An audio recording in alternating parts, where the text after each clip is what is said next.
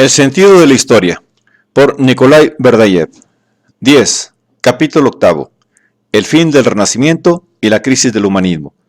El advenimiento de la máquina.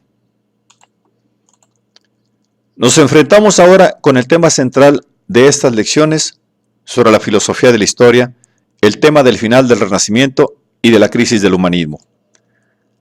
Para nosotros, la época en la que entramos señala el final del periodo renacentista de la historia.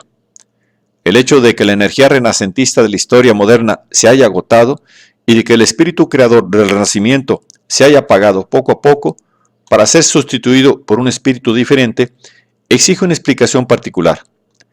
Para comprender la esencia profunda de este proceso, hay que remitirse al fundamento primario de todo el proceso histórico, tal como lo hemos delineado anteriormente. En la base del proceso histórico está la relación del espíritu humano con la naturaleza y el destino del espíritu humano que se realiza a través de estas relaciones recíprocas con la naturaleza. Esta es la trama originaria del proceso histórico. En la historia de las relaciones entre el hombre y la naturaleza, podemos establecer tres periodos. En primer lugar, el periodo primitivo, precristiano, pagano, caracterizado por el hecho de que el espíritu humano se halla todavía inmerso en el elemento natural y fundido de un modo inmediato y orgánico en la naturaleza. Es el primer estadio en las relaciones entre el hombre y la naturaleza, y en él, el hombre percibía la naturaleza desde una perspectiva animista. El segundo periodo es el cristiano. Se prolonga durante toda la Edad Media y se desenvuelve bajo el leitmotiv de la lucha heroica del espíritu humano contra los elementos y las fuerzas de la naturaleza. La característica de este periodo es una aversión por la naturaleza, una conversión del espíritu a la interioridad, una consideración de la naturaleza como fuente de pecado y de esclavización del hombre por los elementos inferiores. El tercer periodo comienza con el Renacimiento y viene caracterizado por una reconversión del espíritu humano a la vida natural. Pero esta reconversión se distingue claramente de la comunión inmediata con la naturaleza que existía en los albores de la historia universal, en el primer estadio de la interacción entre el espíritu y la naturaleza. En el Renacimiento nos encontramos no con la lucha espiritual del medievo y del periodo más cristiano de la historia contra los elementos de la naturaleza, sino con una lucha en orden a someter y conquistar las fuerzas naturales para transformarlas en instrumentos al servicio de los fines, de los intereses y del bienestar del hombre. La conversión a la naturaleza, que comenzó en el Renacimiento, no aparece desde el primer momento tal como la hemos descrito. Al principio, solo era una contemplación artística y cognoscitiva de los misterios de la naturaleza. Solo a continuación se desarrolla una relación nueva del hombre con la naturaleza. La naturaleza exterior es sometida al hombre y conquistada por él, y de aquí resulta una transformación en la naturaleza del hombre mismo. La sumisión de la naturaleza exterior no solo cambia esta misma naturaleza, no solo plasma un ámbito nuevo, sino que también transforma al hombre mismo. Bajo el influjo de este proceso, el hombre se transforma de un modo profundo y radical y tiene lugar el paso del modelo orgánico del hombre al mecanicista. Si en el estadio precedente era característica la relación orgánica del hombre con la naturaleza y el ritmo de la vida humana respondía al de la vida de la naturaleza, si la vida material del hombre era una vida orgánica, a partir de un cierto momento de la historia sobreviene un cambio radical, el paso al modelo mecanicista y mecanizado de la vida. La historia del periodo renacentista, que dura algunos siglos, no enlaza con el Renacimiento en el sentido estricto del término. Los siglos XVI, XVII y XVIII son un periodo de transición en el que el hombre se considera libre del organismo natural y no está aún sujeto al mecanismo. Un periodo en el que las energías humanas han sido puestas en libertad para una actividad creadora. El hombre ha salido de las entrañas de la vida orgánica social e individual. Se ha liberado de las cadenas, se ha diferenciado y ha cortado el vínculo que le unía al centro orgánico al que antes estaba sometido. Pero aún no se ha constituido un nuevo vínculo y una nueva soldadura con un nuevo centro. Aún no ha aparecido el mecanismo como estructura nueva a la que ha de subordinarse el hombre. Este periodo, tan rico de contenido, se nos presenta como la manifestación más libre del juego de las fuerzas creadoras del hombre, el cual ya no está sujeto al viejo centro orgánico, pero tampoco depende aún del centro mecánico. ¿Qué ha acontecido en la historia que ha cambiado radicalmente toda la estructura y el ritmo de la vida y que, a ritmo acelerado, ha provocado el final del Renacimiento, que ya empieza a constatarse en el siglo XIX y que ha llegado a su apogeo en el siglo XX?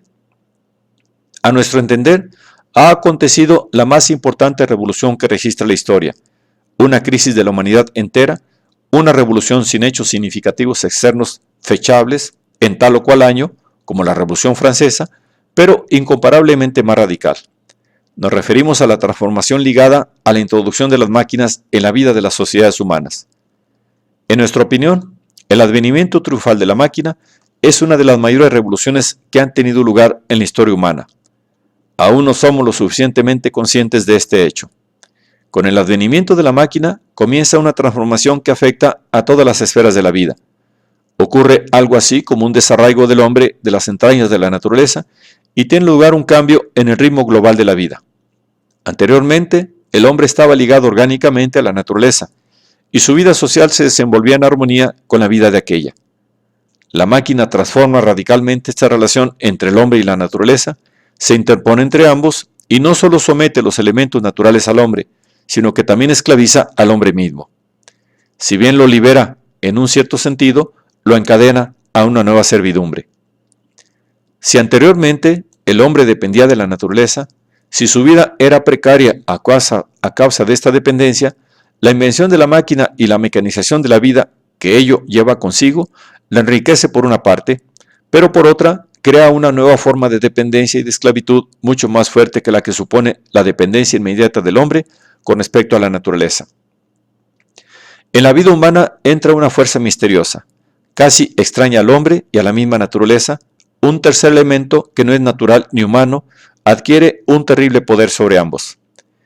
Esta nueva y terrible fuerza mina las formas naturales del hombre, lo somete a un proceso de desmembramiento, de división, en virtud del cual el hombre, en cierto sentido, pierde su ser natural. Y esa es la fuerza que más ha contribuido a poner fin al Renacimiento. Nos encontramos aquí con una paradoja, muy extraña y enigmática, cuya comprensión nos hará entender muchos aspectos de la historia moderna. Esta paradoja consiste en el hecho de que la época renacentista de la historia ha comenzado con la conversión a la naturaleza, con la búsqueda de formas naturales perfectas, como ocurrió con el arte y con el saber del Renacimiento. Se quería naturalizar, hasta cierto punto, la vida social del hombre. Esta conversión abría una nueva era, que debía reemplazar a la lucha medieval del hombre contra la naturaleza, a la aversión medieval por la naturaleza. Pero la evolución ulterior del Renacimiento, del humanismo, revela en esta conversión un principio que separa al hombre de la naturaleza y de un modo mucho más profundo y radical de lo que lo había hecho en el medioevo. Leonardo da Vinci es uno de los mayores genios del Renacimiento, no solo en el arte, sino también en la ciencia, un espíritu paradigmático para el estudio del hombre renacentista y la causa primera de muchas cosas que acontecieron durante el Renacimiento. Leonardo da Vinci, que buscaba en la naturaleza las fuentes de las formas perfectas del arte y del saber, y que expuso sus teorías al respecto, quizá con más extensión que otros, fue uno de los responsables del proceso gradual de mecanización de la vida humana que puso fin a la relación entre el hombre y la naturaleza propia del Renacimiento. Separó al hombre de la naturaleza e interpuso entre ambos la máquina, mecanizando la vida humana y enclaustrando al hombre en la cultura artificial que estaba creándose en este periodo.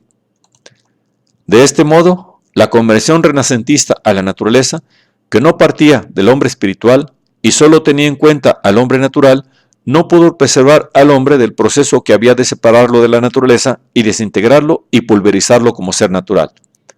Al final de la historia moderna, este proceso adquiere un ritmo acelerado y constituye un fenómeno completamente nuevo y contrario al punto de partida del Renacimiento. Este proceso de agotamiento de las energías creadoras del hombre, como consecuencia de su separación del núcleo espiritual de la vida y de la conversión definitiva a la periferia de la misma, va acompañado de la muerte de todas las ilusiones humanísticas.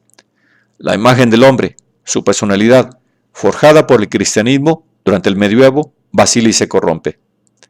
Durante la primera parte del Renacimiento, se abre un respiradero a la acción creadora del hombre espiritual. Pero a continuación, el hombre natural, disociado del espiritual, no pudo mantener incólume su personalidad y perdió el contacto con la fuente inagotable de la creatividad.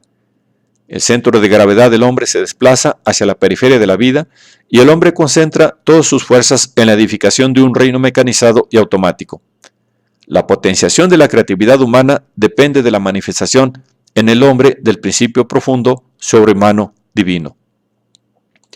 Cuando el hombre se separa de este principio divino, cuando bloquea dentro de sí el acceso a este último y se cierra a él, cuando se derrumba en su interior la imagen del hombre, su vida comienza a perder contenido y su voluntad queda sin objeto. La fuente creadora y la meta suprema, que no pueden tener una realidad meramente humana, desaparecen. Las fuentes de la creatividad se secan, el objeto de esta creatividad se esfuma. Hay un agotamiento de las fuentes vitales de la creatividad, la cual no tiene únicamente una dimensión humana, sino que es también sobrehumana. Se desvanecen los fines y el objeto de la creatividad, los cuales se mueven, como hemos dicho, en la esfera del humano y de lo sobrehumano. Todo esto supone una desintegración del hombre, pues él se aniquila a sí mismo por una necesidad interna y se niega a sí mismo al autoafirmarse de un modo exclusivista. Son consecuencias necesarias de su no reconocimiento del principio supremo, de su postura de autosuficiencia. Para afirmarse a sí mismo hasta el fondo y no separarse de la fuente y la meta de la creatividad, el hombre ha de afirmar también a Dios. Cuando él no lleva en sí la imagen de la suprema naturaleza divina, pierde toda configuración, comienza a sucumbir ante los procesos y los elementos inferiores y su naturaleza empieza a desmembrarse en sus diferentes elementos. El hombre comienza a subordinarse a la naturaleza artificial que él mismo ha creado, a la naturaleza de la máquina, y esto lo despersonaliza, lo debilita, lo destruye. Para poder consolidarse, la individualidad y la persona del hombre deben reconocer su vinculación al principio más elevado que hay en ellas mismas. Han de reconocer la existencia de un principio diferente, divino. Cuando la persona humana no está dispuesta a admitir nada fuera de sí misma, se autodestruye y se desintegra, permitiendo la erupción de los elementos inferiores de la naturaleza y reduciéndose a estos.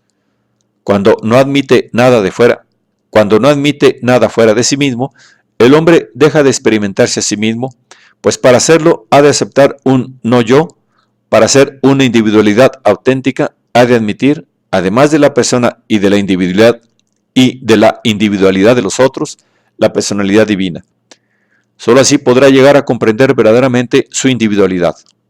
Por el contrario, una autoafirmación ilimitada que no está dispuesta a admitir nada que esté por encima de ella misma, tal como aparece en el proceso humanístico, conduce a la ruina del hombre.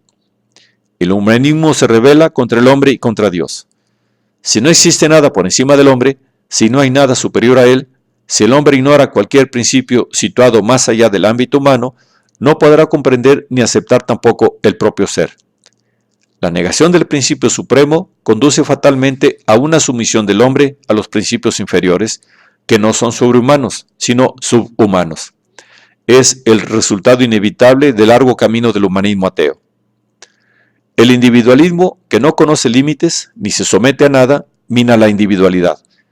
En los últimos frutos de la historia moderna contemplamos la extraña y misteriosa tragedia del destino humano. Por una parte, nos encontramos con una nueva idea de la individualidad, desconocida en la época precedente y que descubre una dimensión nueva de la cultura e introduce valores nuevos. Por otra, contemplamos un debilitamiento nunca visto de la individualidad humana. Esta individualidad viene destruida por un individualismo ilimitado y desenfrenado, y el resultado efectivo de todo el proceso humanístico de la historia es que el humanismo se transforma en antihumanismo. Para comprender en toda su viveza este tránsito del humanismo a su contrario, dirijamos nuestra atención hacia dos personalidades claves en los últimos decenios del siglo XIX y principios del XX. Dos individuos geniales que pertenecen a polos opuestos de la cultura humana y no tienen nada en común. Dos representantes de actitudes espirituales totalmente diferentes y contrarias, pero que dejaron una impronta igualmente decisiva sobre los destinos de la humanidad. Uno, sobre las individualidades más relevantes de la cultura espiritual, otro sobre las masas humanas. Nos referimos a Nietzsche y a Marx. Estos dos hombres no se encontraron nunca ni en ningún punto y sus teorías son opuestas entre sí, pero tienen en común una cosa. Ambos ponen fin al humanismo e inauguran la era del antihumanismo.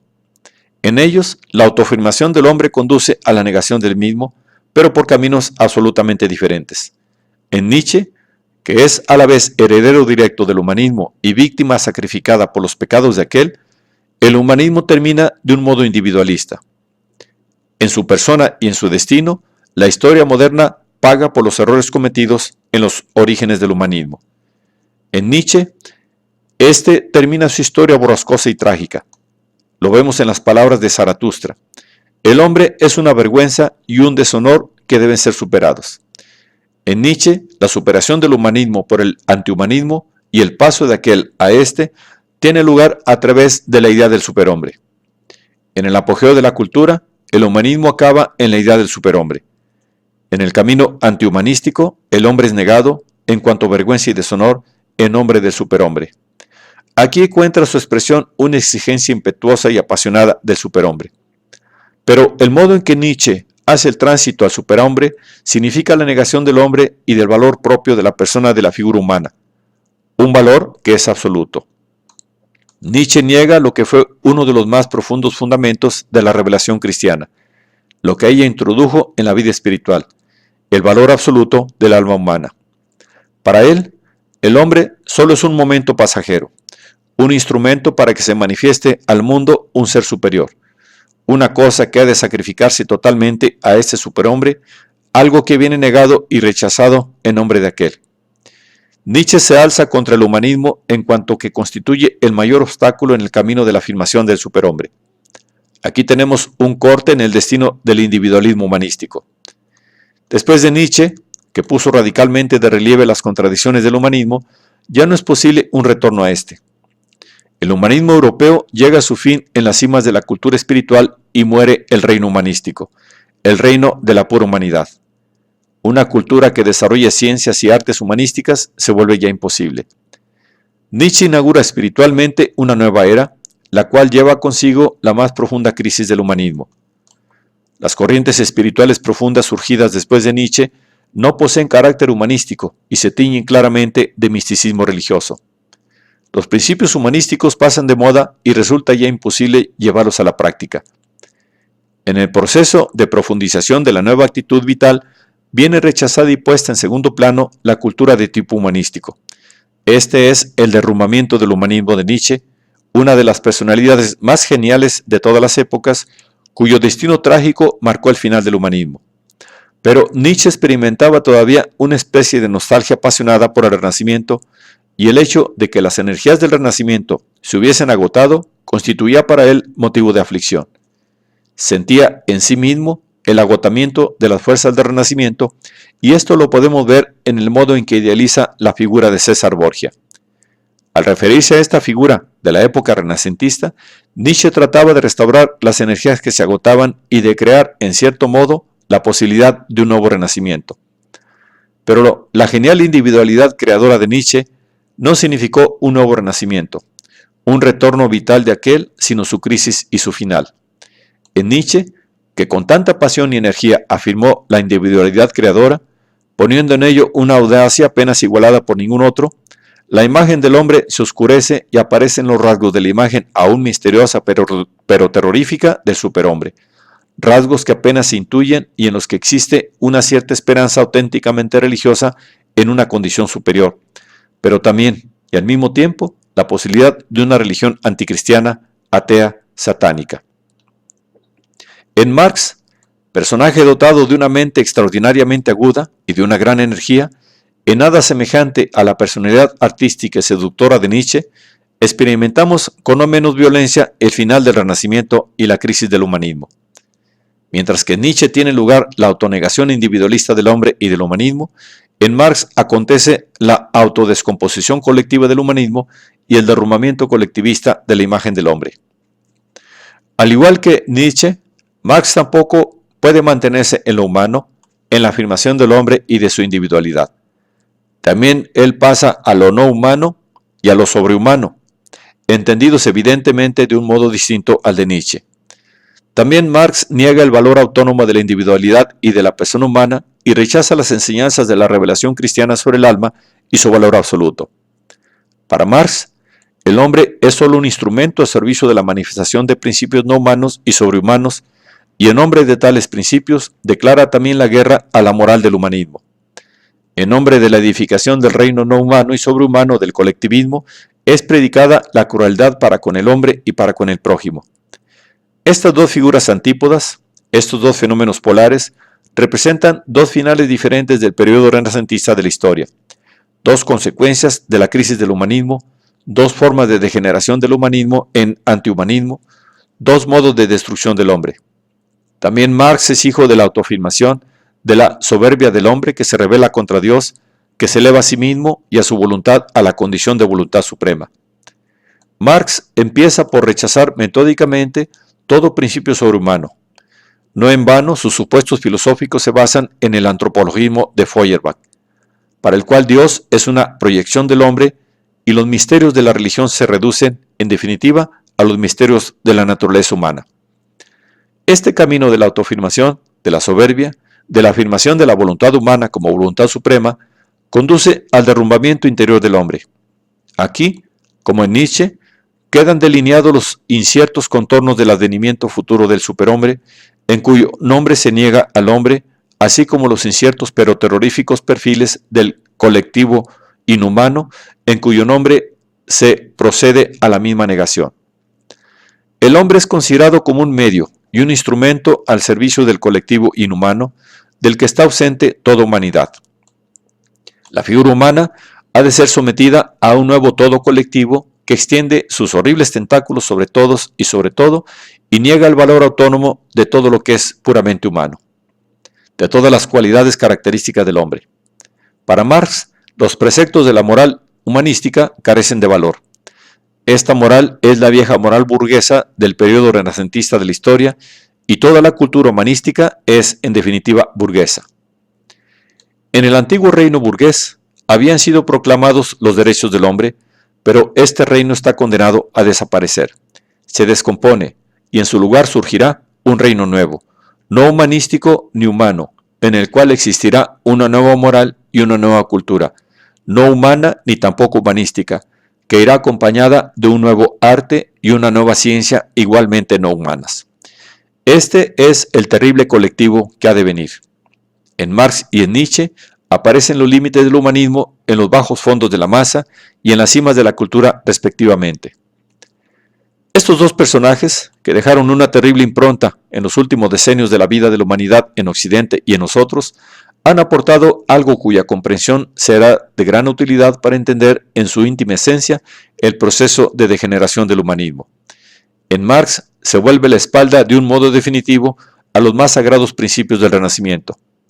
Si Nietzsche experimenta todavía nostalgia por las grandes obras del Renacimiento y quiere restaurar sus fuentes, Marx no siente en absoluto esta nostalgia, declara la guerra a las mismas fuentes originarias del Renacimiento y considera todas sus creaciones como la superestructura ideológica de una base económica dominada por la explotación del hombre por el hombre. Las energías del Renacimiento se agotan. La crisis del humanismo llega a su fin. La alegría de vivir, propia del periodo renacentista de la historia humana, pululante del libre juego de las fuerzas, desaparece y ya no volverá nunca más. En el periodo siguiente comienzan a vacilar el ideal de la naturaleza y el del hombre, a la vez que la introducción de la máquina en la vida humana adquiere una importancia colosal en la transformación de esta misma vida. El cambio que contemplamos en Marx tiene una relación directa con la introducción de la máquina en la vida del hombre. Este hecho ha sorprendido a Marx hasta tal punto que lo coloca en la base de su obra. Lo considera como el hecho fundamental de toda la historia humana y explica su extraordinaria importancia para el destino humano. El final del Renacimiento depende del hecho de que el proceso de democratización vuelve esencialmente precaria la posibilidad misma de un renacimiento y, en último análisis, la niega, pues el Renacimiento es, por su misma naturaleza, aristocrático. En nuestra opinión, el humanismo todo y el reino del ideal humanista son, por su misma esencia, aristocráticos. La democratización de la cultura y el acceso a ella de las masas transforma toda la estructura de la existencia y hace imposible este reino humano y aristocrático. Este proceso cambia totalmente la dirección de la historia humana. Al final de la época moderna, en el periodo de la crisis del humanismo, el hombre experimenta una soledad, un abandono y un aislamiento profundos. En los siglos intermedios, el hombre vivía en el interior de las corporaciones, en un todo orgánico en el que no se sentía átomo aislado, sino parte de un todo al cual estaba ligado su destino. En el último periodo de la historia moderna, todo esto desaparece. El hombre moderno se aísla y al transformarse en un átomo separado de la totalidad, siente un terror inexpresable e intenta superarlo reuniéndose en entidades colectivas a fin de salir de la soledad y del abandono que amenazan con arruinar su existencia y provocan en él un hambre espiritual y material. Por este motivo y de esta atomización nace el proceso de conversión al colectivismo. Por este motivo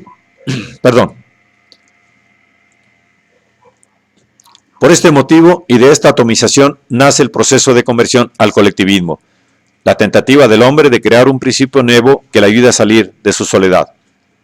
El hombre que entra en la historia moderna se siente orgullosamente seguro de sí y de aquí nace su autoconciencia y su confianza ilimitada en sus fuerzas creadoras, en su capacidad de plasmar la vida por medio del arte, en su poder cognoscitivo para penetrar los secretos de la naturaleza.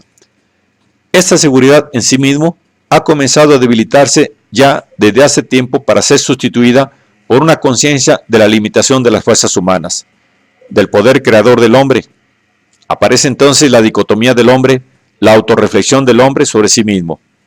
La seguridad y la autoafirmación individuales devienen colectivas, pero la conciencia de la limitación del poder del hombre en los diferentes sectores y la negación de todo lo que es sobrehumano y de toda vinculación entre el hombre y lo sobrehumano lleva en último extremo al triunfo de la filosofía positivista. Al afirmarse a sí mismo de un modo exclusivista y al desterrar de sí toda realidad superior a él, el hombre mina, a fin de cuentas, la conciencia del propio poder. Nos encontramos aquí con una de las paradójicas contradicciones del humanismo moderno. Este comenzó afirmando el poder del hombre para realizar creaciones artísticas y científicas, para recrear la sociedad humana en todos los demás sectores. Pero esta inmersión exclusivista en sí mismo y este cerrarse a todo lo que es sobrehumano llevó enseguida al hombre a comprender que sus fuerzas no eran ilimitadas. Esta crisis del humanismo había comenzado hacía bastante tiempo y el hombre tenía esta actitud de inseguridad en todos los sectores de la vida. Comencemos por el sector cognoscitivo. El hombre renacentista se abandona estáticamente al conocer y abrigaba una fe plena en la cognoscibilidad de los misterios de la naturaleza. Él pensaba que el dogma católico ponía límites a su conocimiento y quería liberarse de tal limitación. En la filosofía de la naturaleza, en las ciencias naturales, incluso en la magia, que floreció de diferentes modos durante el Renacimiento, el hombre sentía el poder ilimitado de su capacidad cognoscitiva y no reflexionaba sobre sus instrumentos cognoscitivos ni dudaba de ellos. Este proceso de afirmación exclusiva del poder cognoscitivo del hombre tuvo como consecuencia inmediata el que el conocimiento se separase de los fundamentos religiosos y espirituales supremos a los que estaba ligado durante el medioevo y en el mundo antiguo hipercristiano, y empezó a minar los instrumentos cognoscitivos del hombre. Aquí da comienzo el proceso reflexivo que encuentra su expresión genial en Kant. Ya aquí se advierten los síntomas espirituales del final del Renacimiento. Ya el patos de Kant es diferente del Renacimiento, ya no es el patos de la alegría de conocer, de la conciencia de las ilimitadas perspectivas del mismo. Kant reflexiona de un modo apasionado sobre los límites del conocimiento y necesita una justificación crítica del mismo. Esta nueva actitud crítica del hombre en el plano cognoscitivo marca ya el comienzo del agotamiento de las energías del Renacimiento. El impulso cognoscitivo renacentista da lugar al impresionante desarrollo de la ciencia que contemplamos en Galileo y en Newton. En cambio, Kant eleva la ciencia natural matematizada a objeto de la reflexión crítica.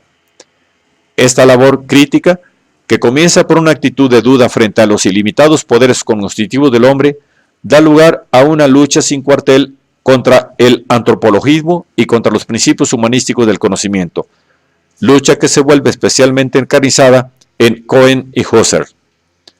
Todas estas corrientes que combaten el antropologismo filosófico plantean la cuestión de tal manera que convierten al hombre en un obstáculo para la realización del acto cognoscitivo. Uno de los adeptos y representantes de esta corriente filosófica ha afirmado cosas extrañas y en apariencia ridículas. La presencia subjetiva del hombre es el máximo acto cognoscitivo no humano, purificado en toda perspectiva humanística, si derivamos este vocablo de la palabra hombre. Son los síntomas del final y de la superación del Renacimiento y del humanismo en el sector del conocimiento. Hay que decir que Europa experimenta el final del Renacimiento, y quizá de un modo todavía más claro a través del positivismo, el cual está hoy superado y no cuenta con grandes defensores, a diferencia de lo que ocurría en el siglo XIX, en el que jugó un gran papel. El positivismo es un fenómeno antirrenacentista y supone una crisis del humanismo. Comte, un pensador mucho más notable en cuanto pueda hacer suponer la corriente positiva que él ha inspirado, constituye un claro fenómeno de retorno a ciertos elementos del medioevo. El positivismo de Comte fue una vuelta a los siglos medievales y una tentativa de poner fin al libre juego de las fuerzas, tan característico del Renacimiento en los sectores del conocimiento, de la vida espiritual y de la vida social. Comte quiere suponer lo que él llama la anarquía intelectual ligada a la Revolución Francesa. Quiere pasar del modelo crítico de la vida al modelo orgánico, es decir, busca una centralización espiritual, una sumisión forzada del hombre moderno a un determinado centro espiritual, como ocurría en el medioevo. Quiere poner fin a la arbitrariedad individualista, a la manifestación autónoma y anárquica de las energías creadoras. Al igual que Marx, quiere someter la vida a un determinado centro coercitivo, pero ve este último en la aristocracia intelectual de los sabios. Comte quiere crear una religión positivista, para la cual toma en empréstito todas las formas del culto católico medieval: el culto de los santos positivistas, el calendario positivista, la reglamentación religiosa de la vida, la creación de una jerarquía de sabios. Todo esto constituye un retorno a un catolicismo sin Dios. Todas las formas católicas son aprovechadas, pero la fe en Dios es sustituida por la fe en el Ser Supremo, que es la humanidad, en cuyo nombre viene instituido el culto del eterno femenino. Comte erige un altar a este ser en su propia casa, demostrando así cómo la naturaleza religiosa del hombre no puede ser sofocada por ninguna invención positivista. Este es un fenómeno de retorno parcial al espíritu medieval y el final del individualismo típico de la época renacentista. El positivismo pone límites a las posibilidades cognitivas del hombre y no permite que se sobrepasen tales límites, lo cual se opone evidentemente al espíritu renacentista. Al igual que en Comte, en el socialismo utópico de Saint-Simon se advierte este final del Renacimiento. También este socialismo supone una profunda reacción contra la Revolución Francesa, la filosofía del siglo XVIII, el humanismo liberal. Si bien es cierto que la religión atea de Comte, al igual que la religión de Saint-Simon, no tiene nada en común con el medievo, también lo es que Saint-Simon se alza contra la labor crítica hecha por la Ilustración y por la Revolución Francesa y quiere crear un sistema de vida semejante al sistema teocrático de los siglos medievales. No es casual que Saint-Simon y Comte tuviesen en alta estima a De Maistre, que representa una reacción genial contra el siglo XVIII y la Revolución y una tentativa de retorno al espíritu medieval. Al fin y al cabo, dos pensadores trataron de superar espiritualmente el individualismo. Este fenómeno del Renacimiento, que termina, acontece asimismo en la vida del Estado y también aquí resulta muy interesante. Toda la historia moderna, no solo posterior, sino también anterior a la Revolución Francesa, se caracteriza por la existencia de las monarquías humanísticas. El Estado de Luis XIV es un Estado humanístico. Cuando Luis XIV dijo, "El Estado soy yo", realizó un acto de afirmación de su voluntad humana. El estilo de la monarquía absoluta de Luis XIV y de todas las monarquías de los siglos XVI y XVIII, que guardan semejanza con ella, no puede encontrar una expresión más pregnante que la de la autoafirmación humanística. La Revolución Francesa respondió a esta formación del poder monárquico con la autoafirmación humanística de la democracia. El pueblo dijo: el Estado soy yo. Al rebelarse contra la monarquía, estaba afirmando que el Estado era él. A una autoafirmación humanística se contrapone otra. La democracia humanística es la respuesta a la monarquía humanística. Esta última no puede durar indefinidamente y ha de terminar. Cuando el hombre se desliga de los fundamentos sobrehumanos de su vida, cuando se afirman únicamente los principios humanos del poder, comienza el proceso interior de la revolución, que ha de llevar al hombre al último estadio humanístico, la democracia revolucionaria. En Occidente, este proceso adopta su forma clásica en la Revolución Francesa, pero también la caída de la monarquía absoluta rusa se debió al hecho de que en ella se desarrolló el proceso de la autoafirmación humana que llegó al extremo en la monarquía de Nicolás II y que había de provocar el proceso de autoafirmación revolucionaria como castigo natural de la autoafirmación humana de la monarquía. Vemos, pues, que en los estados del periodo renacentista de la historia aparecen dos fenómenos característicos: la monarquía humanística y la democracia igualmente humanística. Al mismo tiempo, este periodo se caracteriza por la formación de los estados nacionales en cuanto a organismos cerrados. A nuestro entender, ahora estamos entrando en el periodo de la crisis y del final de los estados nacionales renacentistas. Si la monarquía humanística había de transformarse en democracia humanística, ahora viene el periodo en el que se tambalean los fundamentos de ambas y empiezan a manifestarse principios que ya no son humanísticos, sino en el fondo no humanos, que se alzan a la vez contra ambas formas humanísticas del Estado. El destino de los estados, tanto del ruso, en el que ha tenido lugar la revolución, como de los europeos, entra en un periodo de crisis profunda. En Occidente, las democracias humanísticas, con su desacreditado parlamentarismo y su mecánica del sufragio universal, están en crisis. Esta crisis se ha iniciado hace tiempo, pero ya se advertía el carácter mecánico de este ordenamiento, su corrupción interior y la imposibilidad interna de vivir de estos principios humanísticos formalistas. Es evidente que ha de surgir un principio orgánico que sustituya a aquellos. No es casual que empiecen a aparecer concepciones que se remiten al medioevo, por ejemplo, la de la representación corporativa. Esta se basa en la idea de que la sociedad humana ha de componerse no de átomos, sino de corporaciones orgánicas, semejantes a las artes medievales, las cuales han de poseer sus representaciones orgánicas.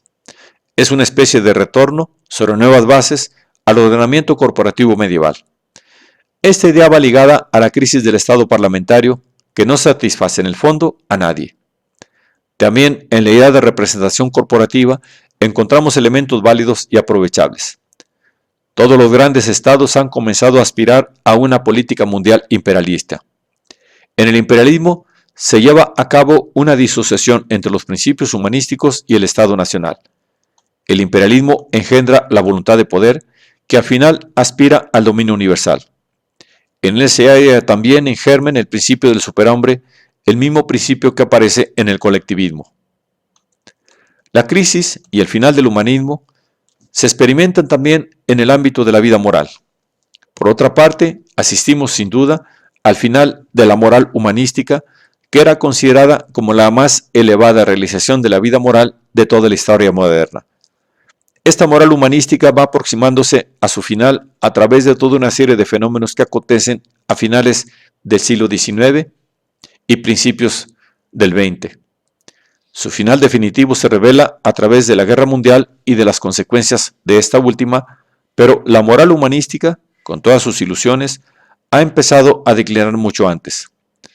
El golpe más terrible le es inferido por Nietzsche, que puso de manifiesto sus contradicciones.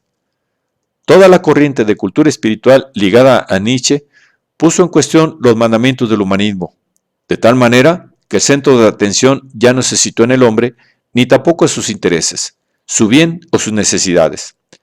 Esta convulsión que afecta a la moral humanística se manifiesta también en otras direcciones. Por una parte, es indudable que las corrientes anárquico-revolucionarias de origen humanístico destruyen esta moral. Por otra, las corrientes místico-religiosas, surgidas a caballo de los siglos XIX y XX, sacuden asimismo los fundamentos de la moral humanística, asignan a la moral una finalidad sobrehumana y comienzan a negar la autosuficiencia de los principios humanos. El reino humanístico termina, aquel reino de la humanidad del que hablaba Herder, cuando enseñaba que la humanidad es el fin supremo de la historia universal. Este reino humanístico solo era posible en una situación intermedia y su existencia daba a entender que aún no había llegado a la división hasta los estratos últimos y más profundos. El reino es posible en los estratos más superficiales de la cultura, cuando la conciencia humana no se plantea aún el problema del destino último de aquella, cuando todo el edificio cultural mantiene un cierto equilibrio y no se divide en polos opuestos, ni se descompone en principios contrastantes. Este equilibrio existe en el periodo humanístico de la historia y hace posible el florecimiento de la cultura. En cambio, cuando se plantea el problema último y extremo, la cultura trasciende los confines humanos y sobreviene la división del reino humano en principios polares opuestos. Entonces desaparece aquel reino humano intermedio. Nietzsche pone fin al humanismo justamente porque plantea el problema último. Marx pone fin al humanismo porque plantea un problema último, el de la sociabilidad. También la religión humanística se descompone por sí misma, pues formula tareas últimas y definitivas que no pueden quedar confinadas en un reino puramente humano. Hemos hablado ya de Goethe, figura culminante de un reino y de una cultura humanísticos no disociados todavía de los principios divinos y que acoplan de un modo armónico lo divino y lo humano.